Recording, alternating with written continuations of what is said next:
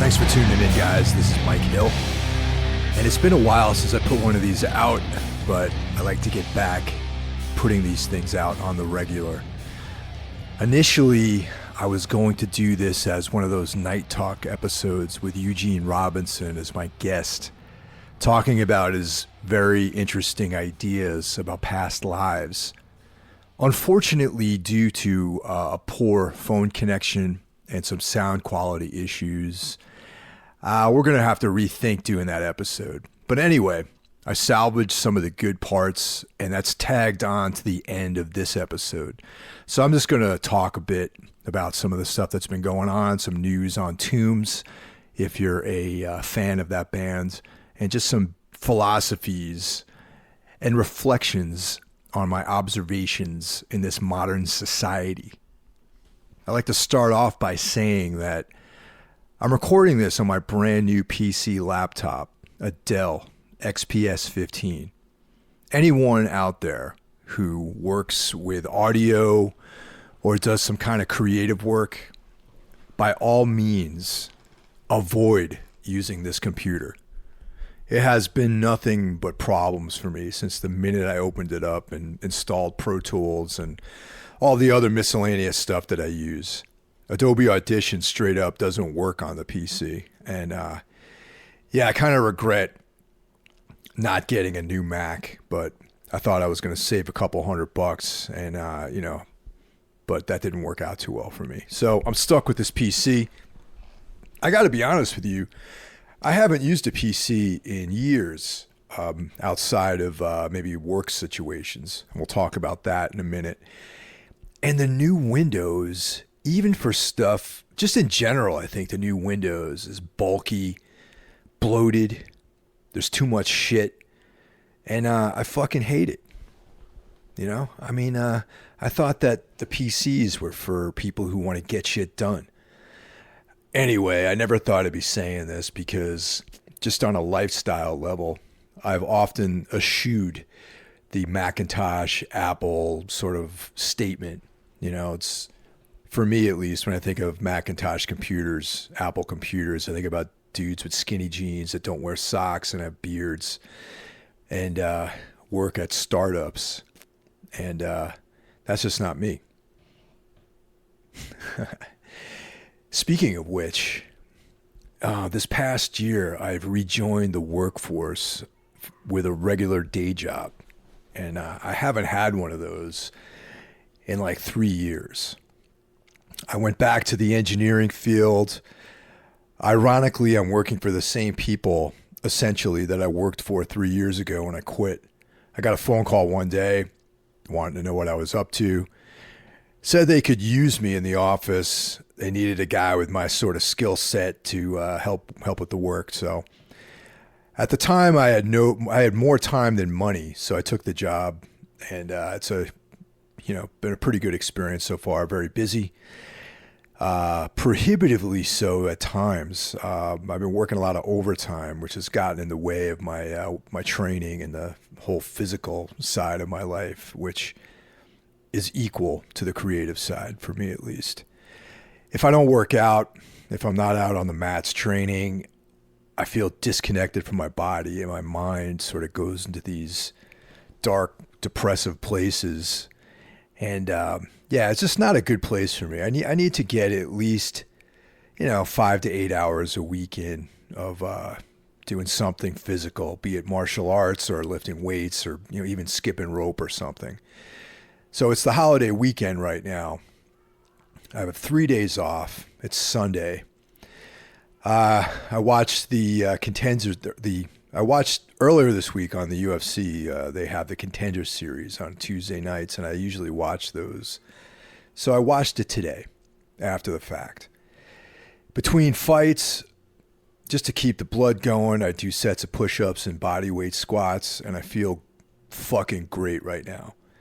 The entire week, I got 1 day in training at the Raktan Muay Thai gym. I worked 3 12-hour days in a row, one 10-hour day, and then a 6-hour day. So, I don't know, you add up the hours.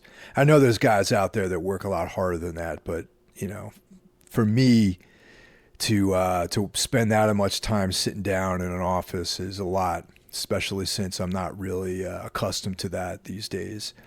So it took a lot out of me. It ate up all my time, and so it was good to have a couple days off, get some sets of push-ups in, some squats. Hopefully the gym's open tomorrow. I'm planning on heading in there, getting some pad work in, going over to the weightlifting gym, doing some squats and deadlifts, that kind of thing. Get back into the physical world. But anyway, I work for a huge company right now. One of the biggest companies in the world in this field. And their New York office is inhabiting 3 floors in a WeWorks facility on 7th Avenue in New York City. And at this point, you guys are all probably familiar with the WeWorks phenomenon, which seems to be sweeping the country. It's not their idea. That's not an original idea. I know that in other cities, there have been these sort of mom and pop organizations where they provide a space for people to, show up and do their jobs, and they have, internet access, access to printers, coffee, communal space. You rent a desk there, or you rent a small office or whatever. And that's nothing new. I'm aware of several places in several different cities that have that kind of situation. And if you're a freelancer, or a small startup, it makes sense for you to buy into one of these facilities. As a matter of fact, a well-known media company that I've done work for over the past several years, they also inhabit a WeWorks facility in Brooklyn. And maybe it's cost effective to do that. I don't know. I'm not in on those conversations. That's way above my pay level. So I would just assume that it's cheaper. I don't know. Anyway, WeWorks. This is my first time that on a daily basis I have to report to one of these places for work. It's been kind of a trip. What comes to mind is the John Carpenter film They Live. When you walk into one of these places, the first thing you notice is there's slogans everywhere. Like live your dream, for example. That's one of them. On the coffee cups, they have a thing that says your cup is half full, or some bullshit like that. Everyone that works there has to wear this uniform, which I find kind of fucked up too. The sort of prefab office spaces that you inhabit have these, pretty cool common areas, like these awesome break rooms, really. They got free coffee, they got water. The water is like this fruit infused sort of thing. And, I like that kind of stuff, but I reject it because I go to this fucking place for work. And it feels like I just feel manipulated. It's like they're creating a focus group version of what people want, the environment they want to work in.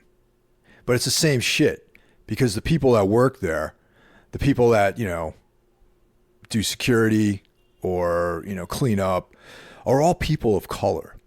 There's still this weird inequality, this weird class inequality. And it's like, okay, here's like the rich, white ruling class. And then there's the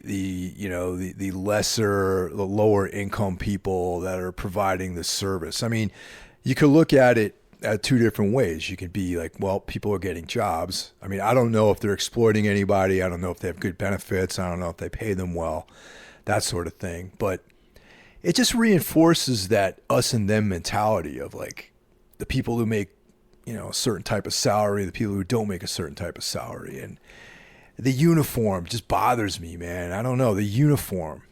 Every floor looks exactly the same. These rooms are outfitted with these randomly selected, or should I say carefully curated selection of books. And I just, I find it like incredibly manipulative, being my mind is being controlled by this company, and I just don't fucking like it. There's a private entrance that you can get into if you you just got to scan your card, and it's like the WeWorks entrance it's on 37th Street. The main entrance for everyone else is on 7th Avenue.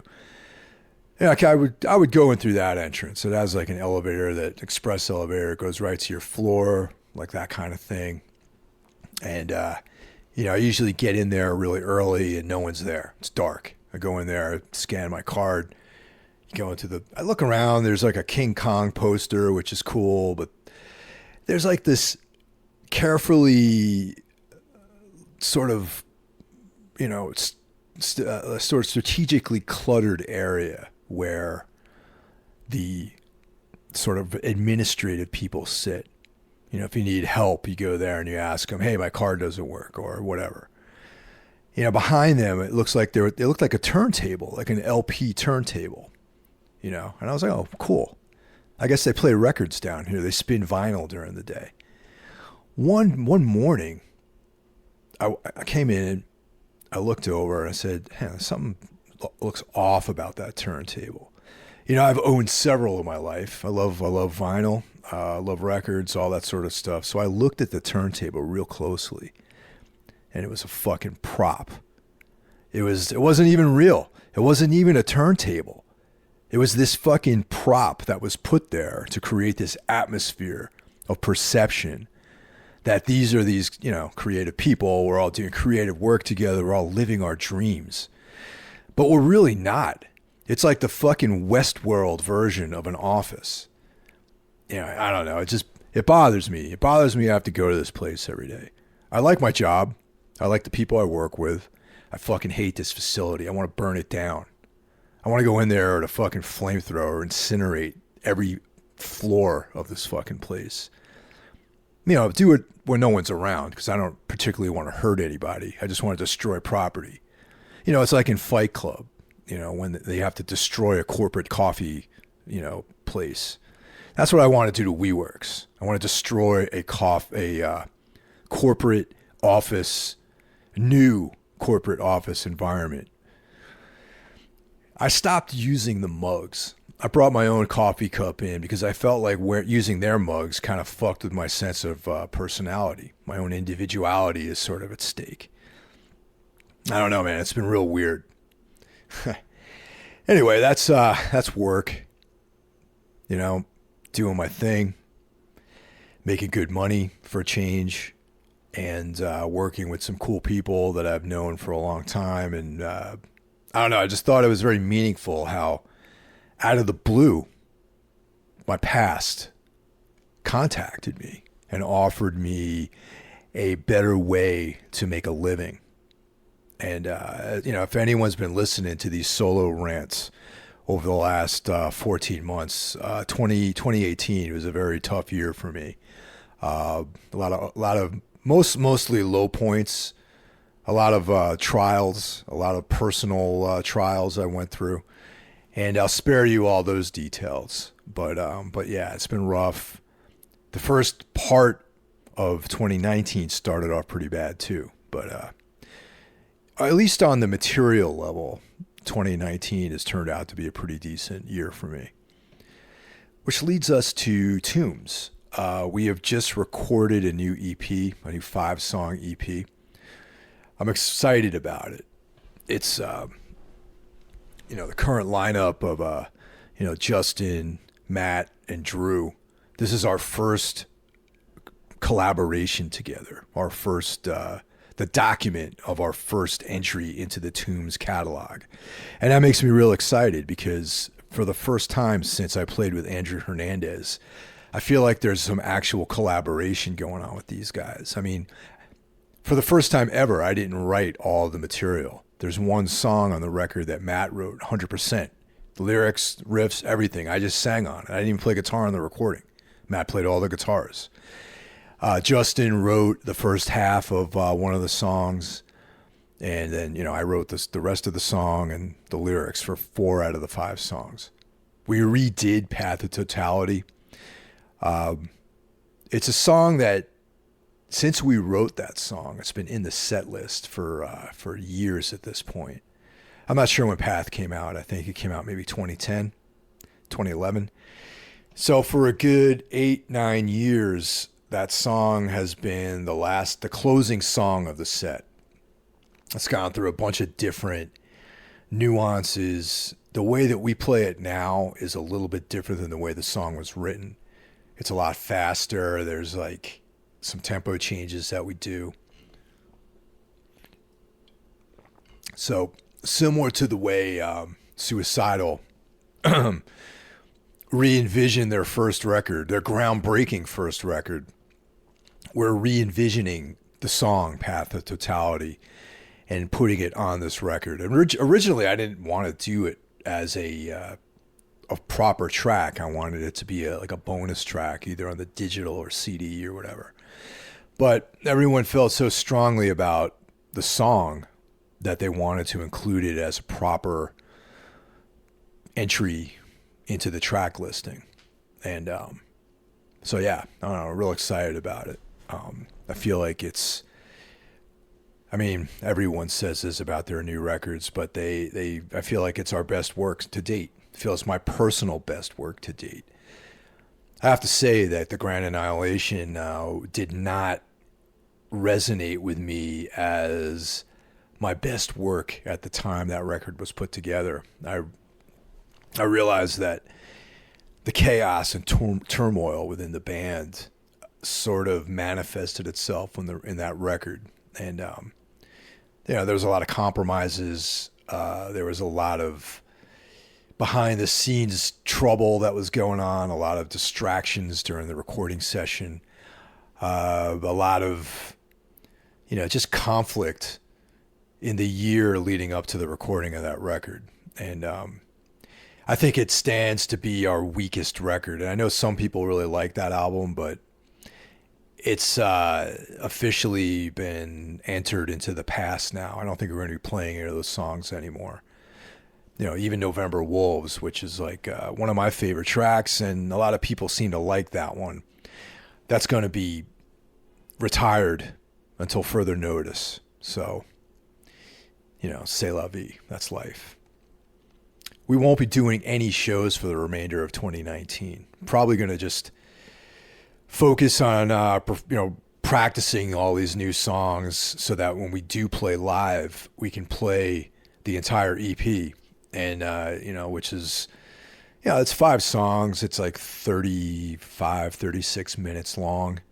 So it's a good portion of our set will be made up of all of this material. Like we've been playing 2 of the songs live already, so yeah, that's, it's a good, solid thing. It's a tangible thing right now. It's not just an idea. Oh yeah, by the way, we got dropped from Metal Blade. We're now on Season of Mist. That has not been announced. But since there's only about 5 or 6 of you guys out there listening, I don't feel like I'm breaking any news by talking about it on this podcast. So the 5 or 6 out there who are listening, we are now on Season of Mist. We are no longer on Metal Blade. And I got to be honest with everyone deep down. I feel like Season of Mist probably was the better home for the band from day one. But the opportunity to work with a label like Metal Blade was definitely something that had to be explored, on a very fundamental level. I didn't think that we really fit on the label anyway. And, I'm not going to talk shit. I mean, hey, it's a business. That record didn't perform as well as they expected. And it was a business-based decision to no longer work with the band. And I understand that, and, the experience was okay. I don't think that I belong on a label like that, really. I mean, people ask me, hey, what was Brian Slagle like? Is he cool? I go, I don't know. I never met Brian Slagle, the guy who owns the label. I mean, he's a legend in the extreme metal world, and I never met him. We got signed to the label, never even dealt with him. And we played LA a number of times during that cycle, and he never came to any of the shows. Some of the other people at the label did, and they seemed pretty cool. So that might give you an indication as to where what kind of vibe it is over there.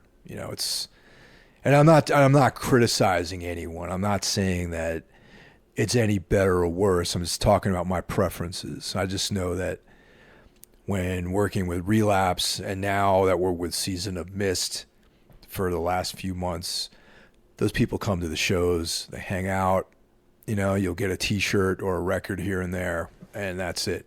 We were never once invited into the Metal Blade office. We've been to LA a bunch of times during that period. Never once was it like, hey, can you guys stop by? We got like some sweatshirts or whatever we want to give you with the label logo, or nothing. So whatever. I don't want to get on a negative path. I just think that we're probably better suited on a label like Season of Mist. The roster is outstanding. I mean, look at the bands that are on that label. We got, Mayhem, Hate Eternal, 1349. The list goes on. Ken Mode, great bands. It's a sick label. And once again, I get to work with Gordon Conrad, a guy who is, in my opinion, the best in the business. So anyway, that's a bit of news. I'm not sure when any of this stuff's going to be announced. So, don't, post it that on your Facebook page or whatever. That, Tomb signs to whatever. Like I said, it's, sometimes people get touchy about these things. So, in the last year or so, I definitely have come to the realization, the thought process, the question of why the fuck do I bother doing this stuff year in, and year out. That question has crossed my mind, and I just like playing music. I think about, most of you know that I'm quite fond of martial arts, and I'm a big fan of watching MMA, and, there's these guys like Chuck Liddell out there who he's in his 50s. His best years are behind him. He just can't stop being involved in fighting. Last year he came back and he fought Tito Ortiz, who's like his arch nemesis from back in the day. And he just can't stay away from it. So in some ways, I feel like that's me and music. Just can't stay away. In a lot of ways, it defines who I am and what I do. Playing music is literally the only thing that I've consistently done my entire life. Relationships have come and gone with women. I've lived in many different cities. I've had a plethora of different jobs. Lived in a lot of different places. And throughout all of this, the only thing I've ever really done consistently is play music. And that's something that I'm probably going to do till the very end of my life, for better or for worse. There might not be anyone out there listening or paying attention, but I'm going to be making music until it's over. And, with that level of dedication, there's a certain freedom. You think about these, I guess what I'm leading up to is, sure, I have a little bit of a sore ass about being dropped from Metal Blade. It's like a little bit of a blow to your ego, but it doesn't stop me. It didn't stop anything. Still out there doing my thing, still out there performing, writing music, and being creative. And even if someday no one wants to release any of my music, you'll still be able to find it somewhere. Even if you got to come to my house or the cardboard box that I'm living in on the street, and I have to hand you a physical copy of something that you can play, I'm still going to be making all this music, still going to be doing this stuff, still be writing. And that's pretty much what it's all about for me.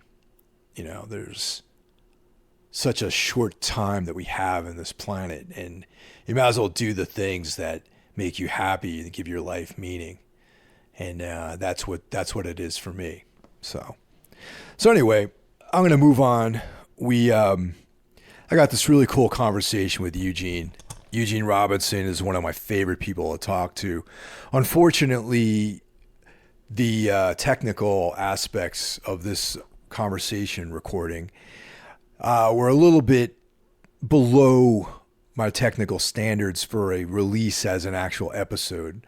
But we're coming in about halfway into our conversation. Eugene's talking about his role as a quote-unquote watcher, someone who observes and is not affected by the surroundings. So that's where we come into this conversation. Eugene's awesome. He talks about his different podcast, endeavors out there, but he's the editor at large at Ozzy.com. He has his own show, which comes out every week, called Show Stomper, and it's primarily, I'm not even going to say primarily, but the lion's share of what he talks about is MMA related, yet he goes off on these political tangents, social commentary, and oftentimes delves into the esoteric. And that's what initially attracted me to the idea of having him on to discuss some of his ideas about past lives. And I thought it would have been a great entry into the Night Talk sort of catalog here that I'm trying to put together. But anyway, here we go. And I also started having dreams, visitations of,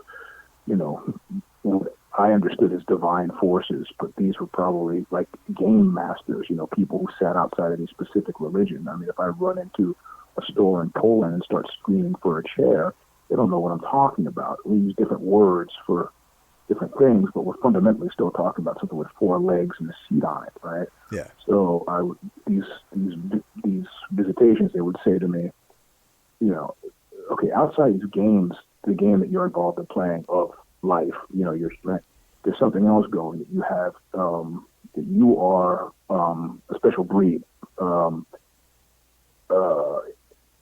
don't remember. This came to me probably when I was 19 or 20. And I said, well, what do you mean? And it was kind of incredible, this divine force, because it was like standing next to I don't know if you ever had spent much time around an electrical plant, and they have those big transformers, and they say, don't go near the fucking transformer, right? Yeah, you're arcing. You hang out with your friend. Yeah, right. But then you kind of you can just feel this fucking tremendous power. So this being is talking to me, not especially scary or large, but you could just feel this tremendous power. And that's when they told me that I was a watcher. Yeah, I'm interested in what that exactly means, because I've heard you use that expression before. Well, I kind of woke up, and I remember telling my girlfriend at the time, I said, this thing is about a watcher. And I didn't really give too much thought about it. But then, I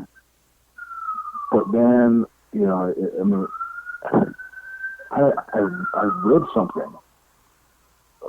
About Enix people, right? Like these, the Apocrypha, the books of the Bible that were not sanctioned.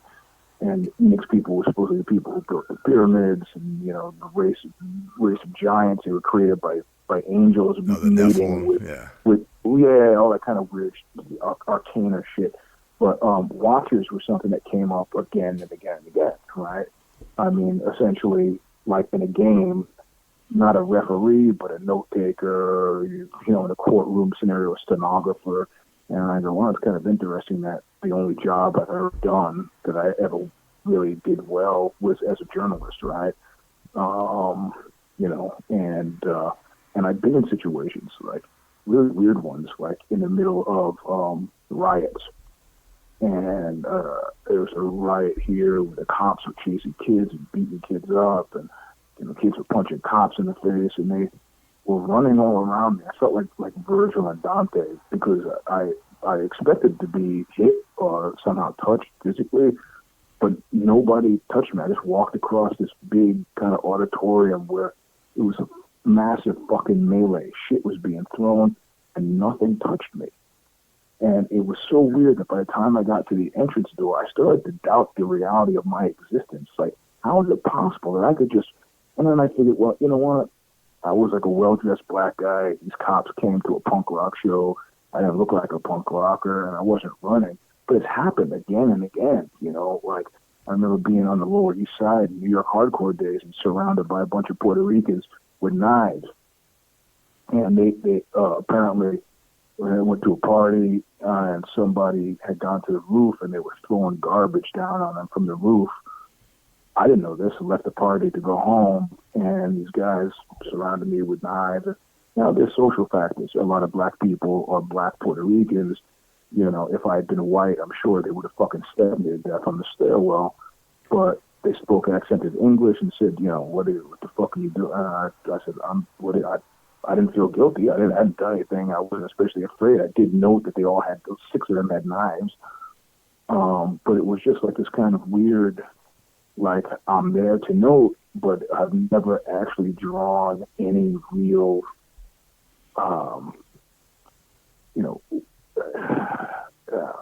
I've never been forced out of that position where, you know, where I've gone from being the watcher to being the watched, you know, if that makes any sense. So, you know, there's a lot of stuff that you can't figure out, you know. I mean, again, the religious texts that we have and that we use are essentially guidebooks for the game that we're somehow chosen to play.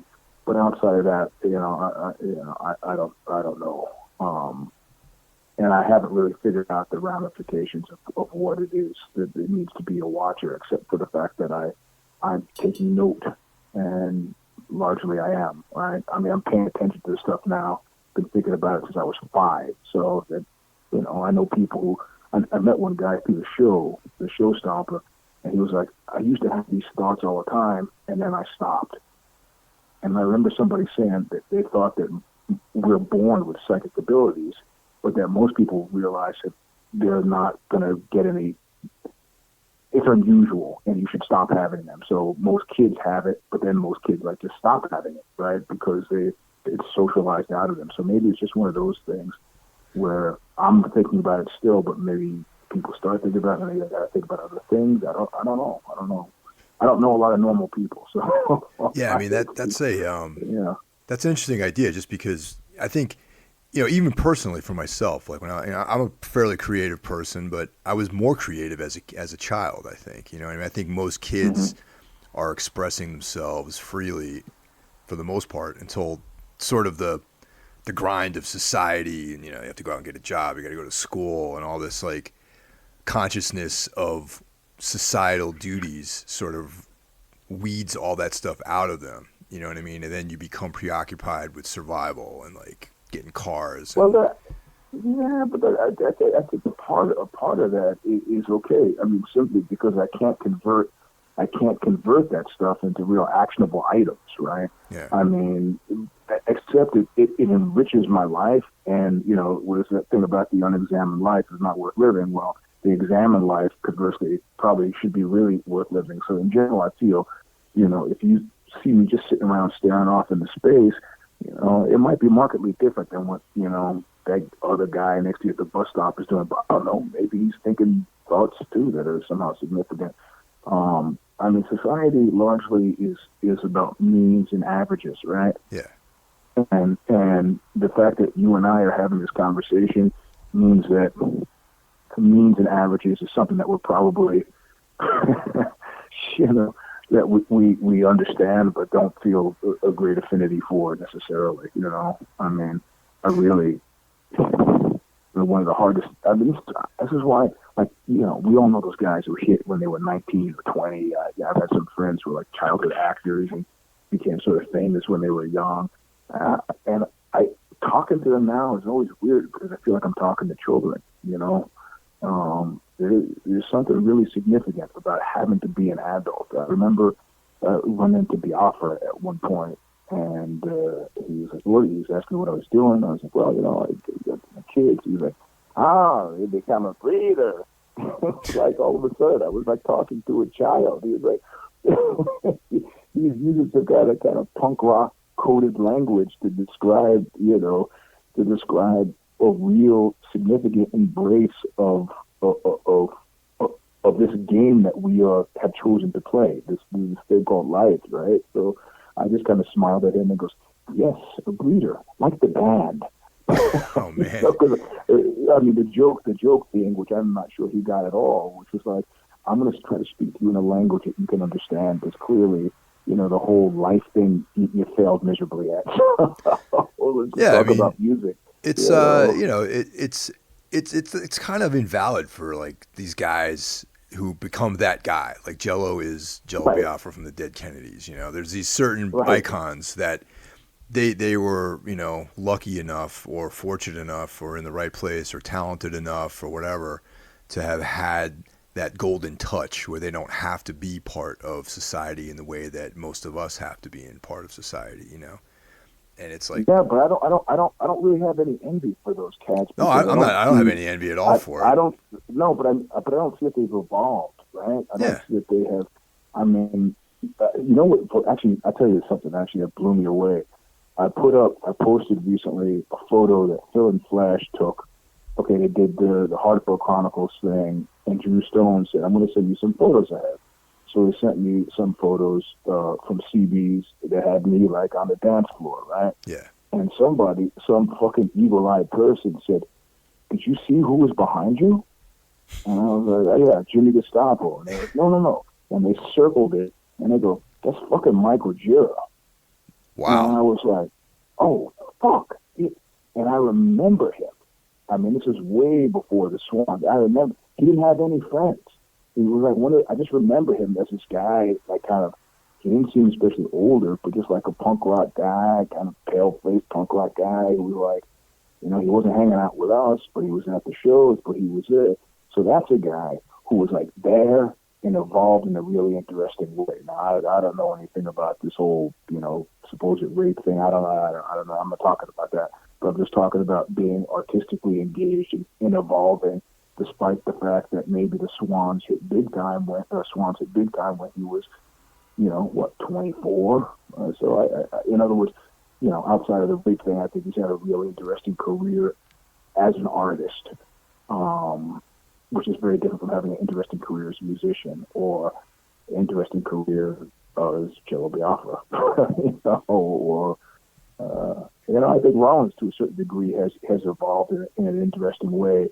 Though it's always sad for me that no matter who's talking to him, they always drag him back to Black Flag. If I were him, I would just say, yeah, but, or try to somehow evolve the conversation beyond being that guy, because fucking nostalgia is kind of, it's like an ill-fitting suit, especially if you've got different things going on in your head. But yeah, and also the subjectivity as every year goes by. When you're looking back on things change just a little bit, and then next thing you know, you're telling a tall tale. You have like a complete fictional account of what actually happened like 20 years ago, 30 years ago.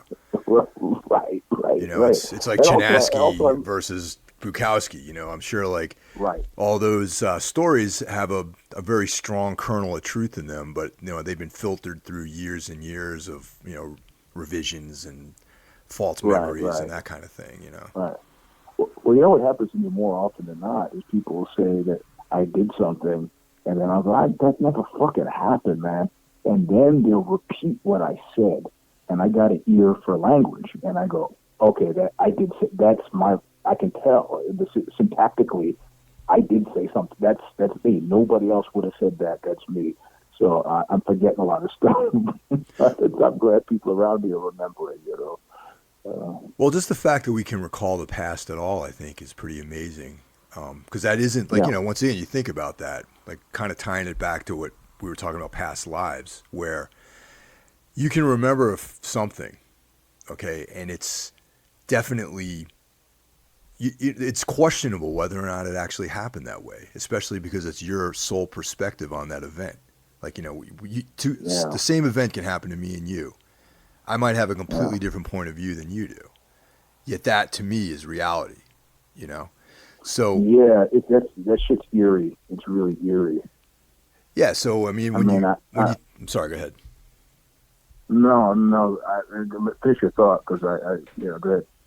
Well, what I was trying to tie that into was the fact of reflections of this kind of like, echoes of the past, and like Yeah, yep, when, because I've had some experiences, that had to do with psychedelics where I would have sworn that I recalled something that was like locked like deep in, like my explanation for it, like deep in my DNA, like almost like pre-human yep, yep. remembrances. You know what I mean? Of different and Well, I mean, in theories of knowledge, they say that anything that you uncover is not nothing that you've actually discovered, right? yeah, I mean, if I were to take something outside of the shoebox of your understanding, right? This is why aliens and Martians in our movies are humanoid, because we can't imagine the unimaginable. right.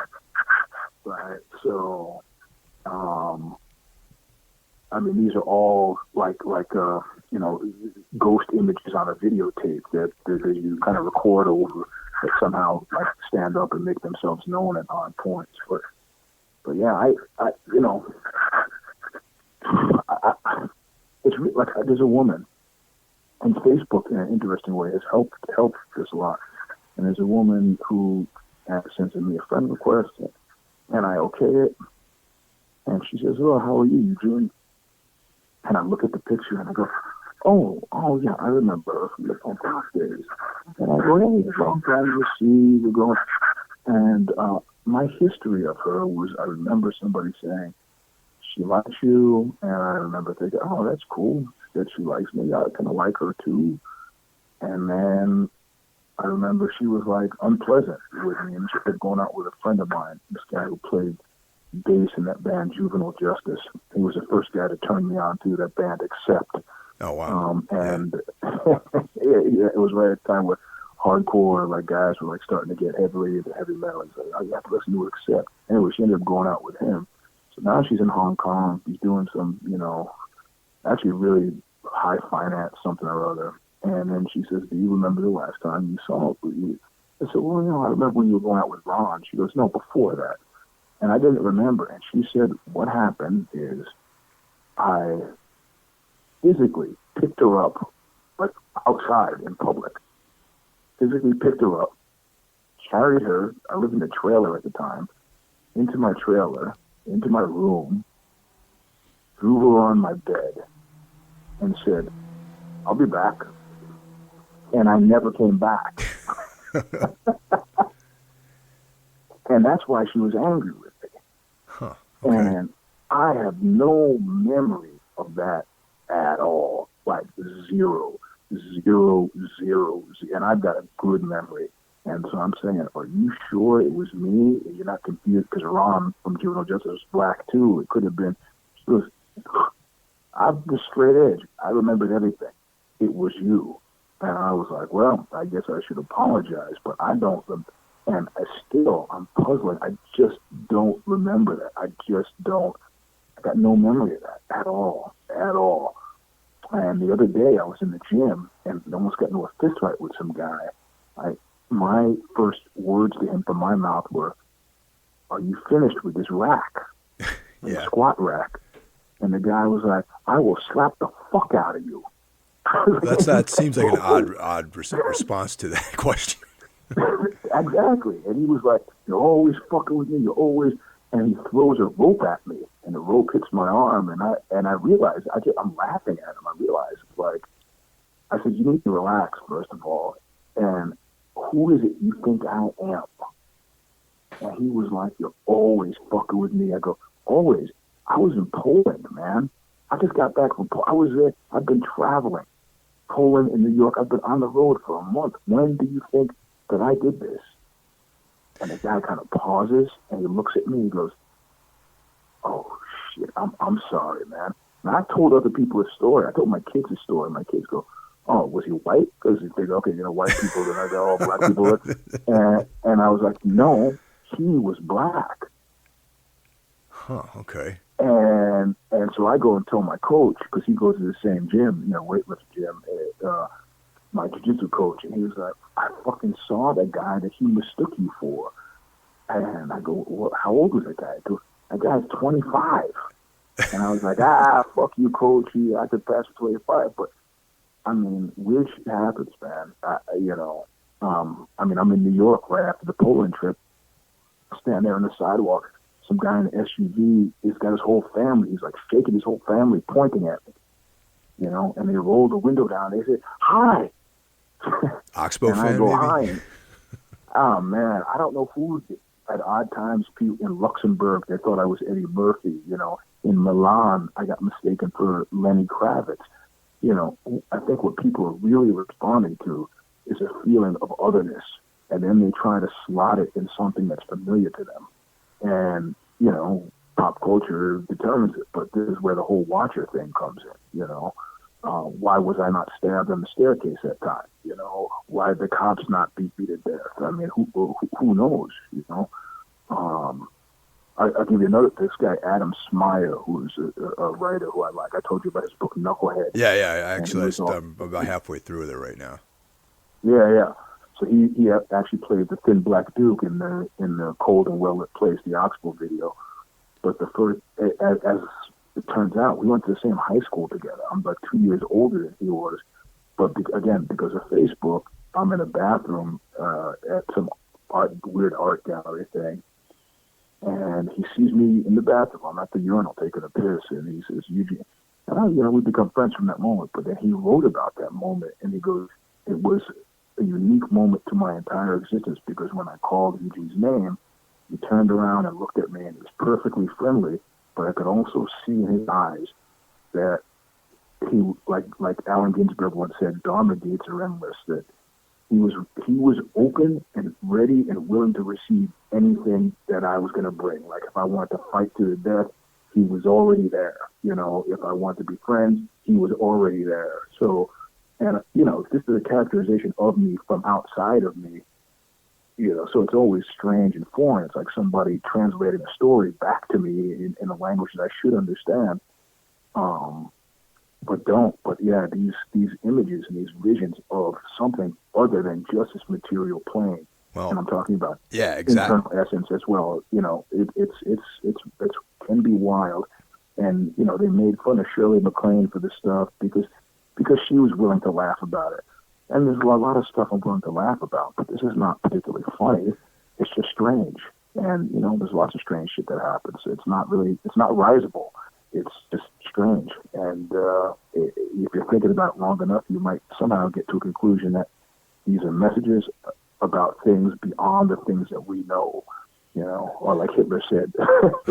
The quote, it's always back to Hitler, man. Future events as yet unknown, So, well, actually, at this point, I just want to interject this other concept, too, which is, this is obviously not an original idea, but the idea of infinity and the fact that, we can't really fathom infinity. But there is the idea that every possibility has played itself out for infinity. And that time, the way we think of time in the sort of Euclidean, geometry world, only exists like in this one plane, but actually time is like this sort of three-dimensional or infinitely dimensional quantity, and that we just keep reliving the same thing eventually over and over again, and every other iteration of that moment. For example, like you talked about the example in the men's room, where he was ready to receive anything because an infinite sequence of events have happened, and they all have happened, and maybe that one point was that echo of all those things that happened, or or yet to happen at some point, or they. But the whole infinity thing is really interesting. There's a guy I know who is now a politician. He's serving, MP in England, and he had been involved in trying to set me up with this police chief who was on the child sex abuse division, but then who was so traumatized by it that he had to go on disability. Wow, that's heavy. It's horrible fucking work. Yeah. And so he's going to set me up with this guy, but what they told me is that that they have technology that they use that it's like Minority Report shit. It already exists, like where you can. I mean, we talk about infinity as a concept, but this is something that's we're on the ground floor. Infinity is up on the top floor, man. He's like, the technology that we have is fucking predictive. The average person, I can tell you what you're going to do for the next 2 weeks based on, using this technology that they have. It's a kind of, they use it for, cops are using it in England at the very least. You sort of think, oh, well, that's heavy. Not really. Not an astute observer could chart out where Eugene is going to be any time at all during the next fucking week. It's not that fucking hard, right? That's why people who get put in witness protection programs fail miserably, because one, we're creatures of habit, and two, we're not nearly as fucking mysterious. If you want to find me, if you don't see me anymore, I just, fuck, Eugene's missing. Well, where would you, well, wherever he is, he's probably at one point going to wander into a gym or a art gallery or a jiu-jitsu fucking studio, right? I mean, I know a guy who, he's in jail now for horrible crime, but he was on the lam for a period of time, and he's a jiu-jitsu player, couldn't keep himself away from, and went into some school back east, tried to pass himself off as a fucking blue belt. Tapping people like crazy as a blue belt, man. You gotta do better. This guy, he just couldn't. His pride couldn't stop himself, And that's how they caught him, and now he's out here in jail for 25 years. Huh. This is a guy who used to be on Hal Gracie fight team, but I mean, the reality of it is, we're not that fucking mysterious. These computers, these programs that these cops are using, can predict the shit that I'm going to do. Really, I mean, it's not that hard. I got a credit card. I take that credit card, and what do? Well, I got to buy some groceries. Well, what kind of groceries did you buy? You punch in your phone number. It's connected. It's triangulated to your phone number. Oh, you also bought some whiskey. Well, how often does he buy whiskey? The computer says, well, it seems like he's buying whiskey 3 times a month. Well, how much whiskey is he buying 3 times a month? And who does he live with? So those two people think of how much whiskey 3 times every fucking. I mean, it's not that hard to figure out people at all. I mean, given the number of options that we have, it's pretty, like, I got dinner plans for later on. Anybody who looked at my credit card or anything in the last month would be able to figure out that that's probably what he's going to do on Friday night. Easy. So when we start to think about infinity, I think we have to think about it in chunks, And of course, time only exists in a material plane, right? When you die, say, you don't exist in the realm of consciousness. There's no time, right? Yeah. Well, that's what I meant by the sort of Euclidean solid world of solids. Like where. Right. That's right. Yeah, and the interesting thing is I've been getting into people who have died, right? So these are people who have suddenly found themselves in the sidelines of this game that we're playing, and then somehow get called back. And one of the things that caught my eye was like, one guy had said, "I was everywhere," right? Yeah. Which I thought meant that, if I have a sense of, okay, well, Mike is not here. If I was talking to my kids, who are you talking? I'm talking to Mike. Well, where's Mike? Well, Mike's not here. Where's he? Well, he's over there. Okay, he's a little far away, distant. But, we're sharing the same mind space now. So that's what it was like when this guy died. He was everywhere. He was there. He was here. Like, I'm sitting in this chair here, but we're in the mind space that's somewhere in the air, even though this is 1,000 months. Whatever, So it's, this is interesting shit. Again, a lot of people are not thinking about it, but that's got nothing to do with me. I like thinking about it. And clearly you do too. That's why we're talking about it. Yeah, well, yeah, I'm trying to launch this whole other sub series in this thing about just these types of topics, Yeah. I mean, in a certain point, the inability to reach a conclusion might cause people just to shrug and, take another hit off the bong and go back to playing video games. But I mean, I'd like to keep pushing it. And these are in states that are extremely sober. So, because, why not? Yeah. Why not? Well, thanks for indulging me on this. Is there anything you want to, promote or mention, such as your excellent podcasts that you have going on? Well, yeah, well, there's the Eugene S. Robinson Show Stomper YouTube channel, which you should subscribe to, because even if you think, I'm not interested in MMA, well, I'm only talking about MMA about 25% of the time, 75% of the time, and stuff kind of like this. Like the last show was about male-dominated hierarchical societies versus non-male-dominated hierarchical societies, and one guy unkindly said, well, if women control things, we'd be living in grass huts. And I was like, yeah, well, you're kind of missing the point, and that's a lot of fucking Trump-era talk that I'm not really feeling that comfortable with. But the reality of it is, there's Southeast Asian societies that are essentially, non-male dominated and not super hierarchical. And the guy goes, yeah, life sucks there. And I go, I don't know, man. You got to check out Denmark. I think Denmark is like a pretty matriarchal society. Yep. And it doesn't suck there at all, actually. Yeah, exactly right. Yeah, we've done a bunch of articles at Aussie for it, so about Denmark. So it's just, and the only reason I say I'm not, like Joe Rogan is always talking about this kind of war on men. I'm not really talking about that. I'm finding the hostile paranoia wearisome. It's just making me tired, like there's something that went into me being able to laugh about that guy who threw the rope at me. It was just such a strange. There's a guy, Robbie Nielsen, who directed a movie called Heat and Sunlight. And at one point, a guy shows up and he suspects his girlfriend is cheating on him with this other guy. And he tells the guy he wants him to leave. And the guy's on the couch. He goes, I'm not going anywhere. You leave. And he reaches in his pocket, right? And it's like, okay, we're getting, because we're all bred on Hollywood. And this paranoid hostility. So he reaches his pocket. Everybody thinks it's a gun.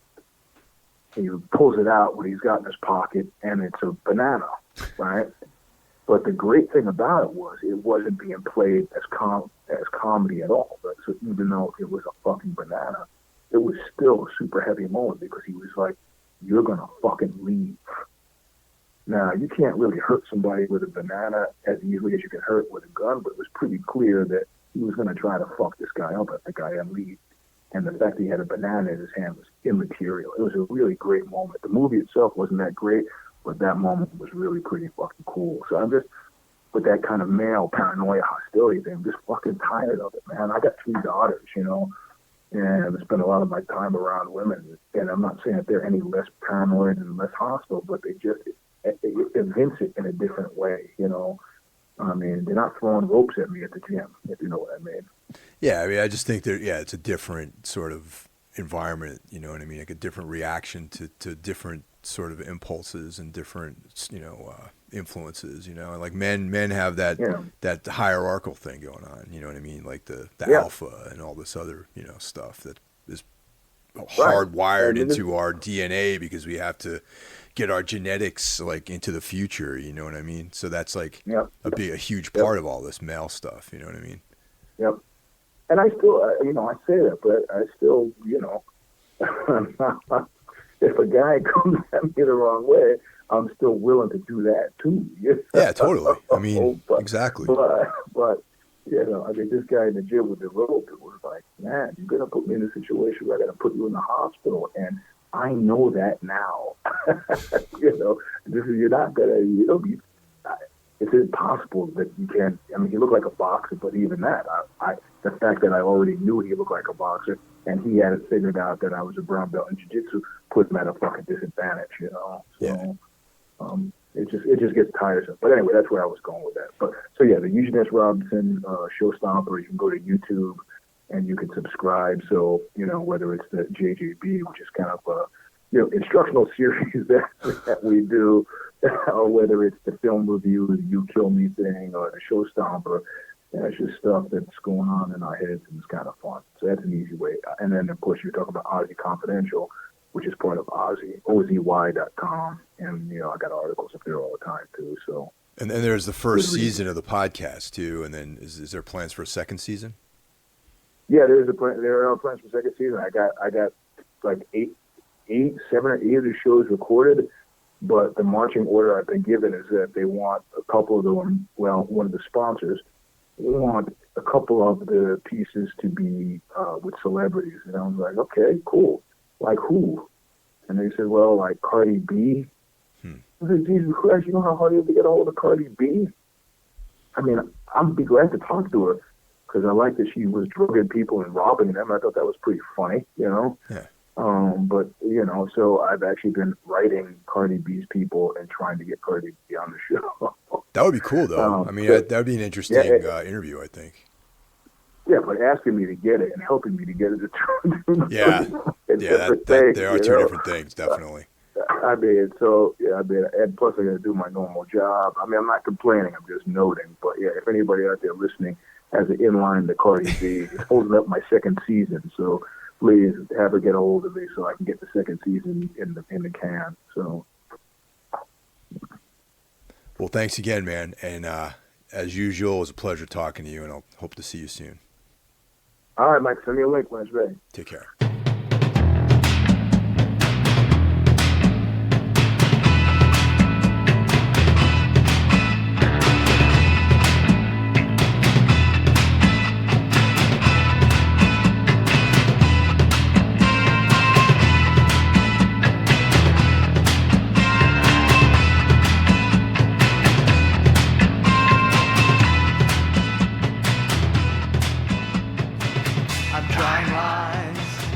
Drawing lines on paper, they start to look like smoke.